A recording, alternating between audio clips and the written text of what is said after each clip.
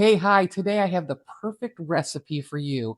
It's baked ziti, and it is going to take hardly any time to put together. It's very economical to make, and it's going to feed a nice group. So it's going to be a super great recipe for you when you're busy, need to feed the fam. They're going to get a nice hot dish. They're going to be running to the table. Let's get into it. We're going to start out our baked ziti by boiling water and cooking the ziti pasta to the package directions. We're going to brown our ground beef, add a jar of marinara sauce into the ground beef, and we're going to let that simmer together there for 4 to 5 minutes. Meanwhile, in a mixing bowl, we're going to add our ricotta cheese or cottage cheese into the bowl. Right behind that, we're going to add in 1 egg. We're going to crack an egg here. And then behind that, we're going to add some Parmesan cheese and some Italian seasoning.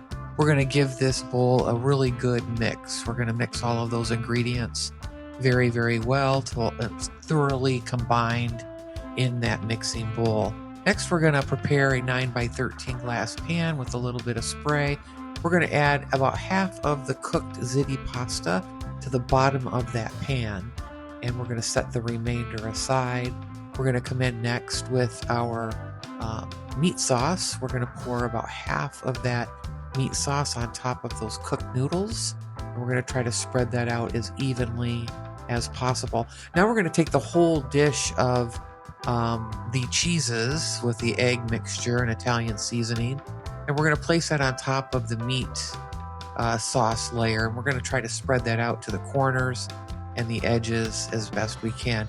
Now we're coming in with the remainder of the ziti pasta on top of the cheese mixture, and we're going to make sure that spread as evenly as possible, and then we're going to use up the remainder of the meat sauce on top of the ziti pasta, and we're going to spread that out so we have built layers and layers of meat sauce, cheese, and the ziti pasta here in this 9x13 pan.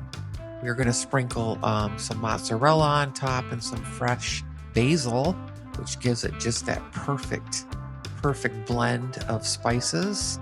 And we're going to cover it with tin foil. We're going to place it in the oven at 350 degrees for about 45 minutes. And there we go. Now I've got a recipe card up here for you for the baked ziti, so you can take a quick screenshot with your phone, and you'll have this recipe in your personal archives there. And if you love cooking with me as much as I love cooking with you, hit that subscribe and like button so we can see more of each other. Now let's get that baked ziti out of the oven. All right, folks, here is our baked ziti recipe right out of the oven. I did let it set up a little bit, obviously there, and it smells like a little Italian in here. So good. Remember, this is going to be a perfect one. It was easy to put together, very economical, and I'm going to feed a family of 4, 5, 6 off of this. So let's dig in. Garlic bread would be nice with that. All right, let's pull this out. Oh, look at that. Oh my gosh. Yum.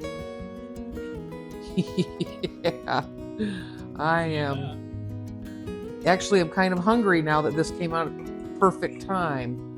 I'm going to place that on top. I'm going to get all the bits there, and let's dive into this. The cheese, the mozzarella, the hamburger, the seasoning, the ziti pasta, a little bit of basil on top. I mean, it is so good.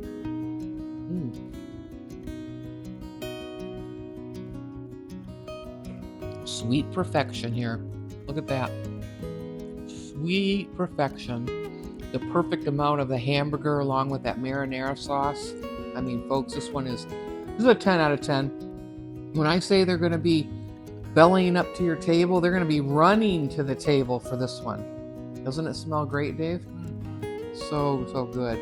All right, so let's take another bite here. Perfect blend. So great. All right, friends, that completes our baked ziti recipe. And thanks for watching, and I'll catch you in the next one. Take care.